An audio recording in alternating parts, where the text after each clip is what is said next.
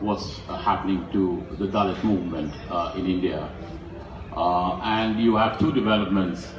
One is that parties like the Bahujan Samaj Party and its leader Mayawati, I've written a biography on, they are in decline, and they have not been able to realize the promise which at one time seemed, when Kanchiram started this movement, that of the political empowerment of the Dalits reaching a situation where they could control or at least influence largely mainstream politics. And so how do you see the Dalit movement now? How do you see the emerging, much more aggressive, much more radical, much more agitation-based Dalit groups like the Bhim Army and its leader Chandrasekhar Azad, who's been imprisoned? How do you see Jignesh Mevani, who although has won his seat in an assembly poll, but he's also talking a new language? So how do you view what is happening in Dalit activism and Dalit politics in India? Well, actually, first of all, I would like to mention, it probably will displease you both, that I'm not a fan of Gandhi. I'm not a fan of Martin Luther King. My idol is Malcolm X. When I didn't know anything about Martin Luther King, and I came to America when they said that he's a follower of Gandhi's nonviolence, at once I could decide my stand on Martin Luther King. And that's how it happened. And about Dalit movement, BSP, you know, everybody says that it has given pride to untouchables, that it gave them self-confidence and dignity. And look what happened to it. Nothing came out of it. Mayawati made herself very, very, very rich, and her brother made himself very, very, very rich. And that is all that happened to Dalits and casteism in India.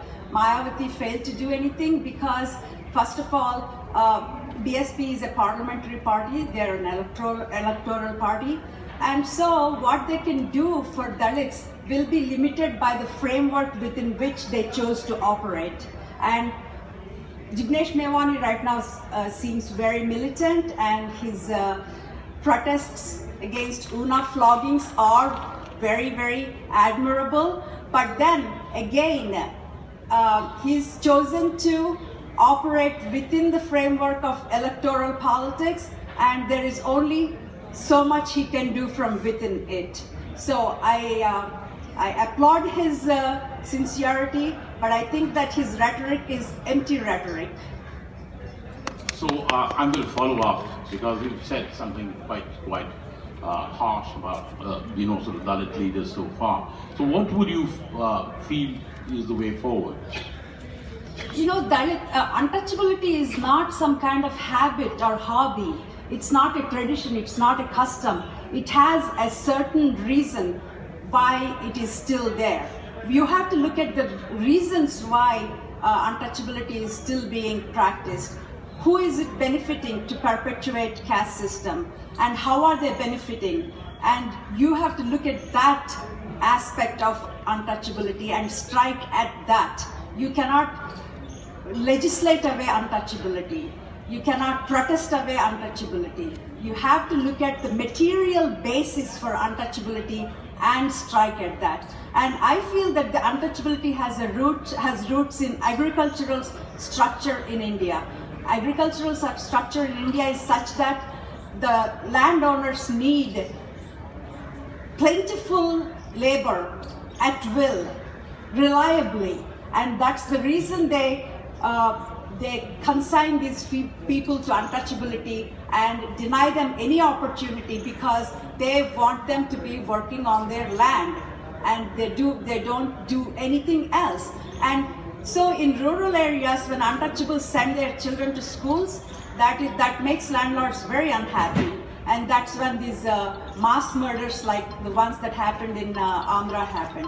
And it's the same thing in urban areas. When Rohit Vemula was hounded to his death, it is Exactly, they're doing exactly the same thing. They are telling them that Dalits do not belong in universities. They belong in the fields, working as labor for landlords. So think about that. Think about changing the agricultural structure where you don't need dependent labor who cannot be allowed to do anything else. So what they need is restructuring of Indian economy, especially the agriculture.